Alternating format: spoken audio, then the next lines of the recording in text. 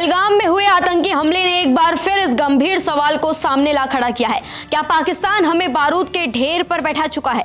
इस हमले के बाद खुफिया एजेंसियों ने कई चौंकाने वाले इनपुट शेयर किए हैं, जिनसे साफ होता है कि भारत के खिलाफ पाकिस्तान की साजिशें अब और खतरनाक होती जा रही हैं। पाकिस्तान की सबसे फेमस खुफिया एजेंसी आईएसआई न सिर्फ अपने नागरिकों को बल्कि पाक अधिकृत कश्मीर और जम्मू कश्मीर के युवाओं को भी आतंक की ट्रेनिंग दे रही है। अब खतरा सिर्फ सीमा पार से नहीं बल्कि बांग्लादेश और भारत के अंदर छुपे एजेंट से भी है। बांग्लादेश में सत्ता परिवर्तन के बाद आईएसआई के लिए नए दरवाजे खुल गए हैं।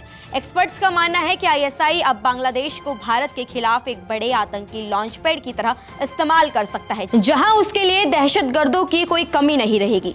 पहलगाम की आतंकी वारदात के बाद यह आशंका पैदा हुई है कि पाकिस्तान भारत के अलग अलग इलाकों में रह रहे अवैध बांग्लादेशी घुसपैठियों और रोहिंग्या शरणार्थियों को भी हमारे खिलाफ मानव बम के रूप में इस्तेमाल कर सकता है। चिंता की सबसे बड़ी वजह है रोहिंग्या शरणार्थी और अवैध बांग्लादेशी घुसपैठिए।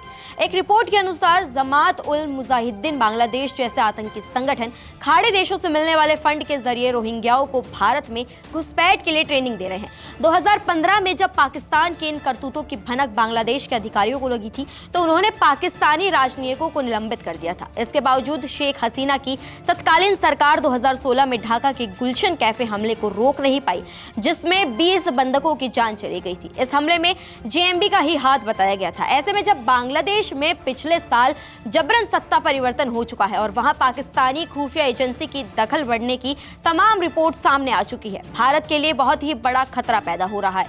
अगर संयुक्त राष्ट्र की शरणार्थी एजेंसी यूएनएचसीआर की 2024 की रिपोर्ट के अनुसार बांग्लादेश में 10 लाख से ज्यादा रोहिंग्या शरणार्थी हैं, जिनमें से अधिकतर वहां के कॉक्स बाजार क्षेत्र में स्थित कुटुपालोंग और नयापारा शरणार्थी शिविरों और आसपास के इलाकों में बसे हैं, जो दुनिया के सबसे बड़े और सबसे घनी आबादी वाले राहत शिविरों में गिने जाते हैं।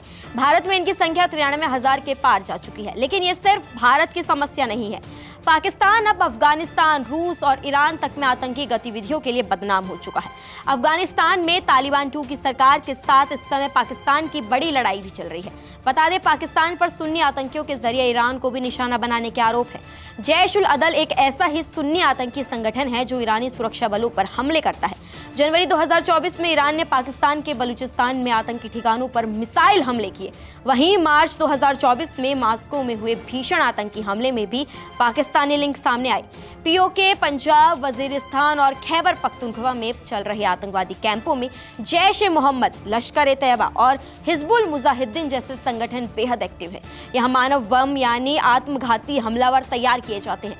पाकिस्तानी सेना के रिटायर्ड अफसर इनकी ट्रेनिंग में मदद करते हैं। पाकिस्तान के पूर्व राष्ट्रपति परवेज मुशर्रफ भी कबूल कर चुके हैं पाकिस्तान ने भारत से लड़ने के लिए आतंकियों को ट्रेन किया है।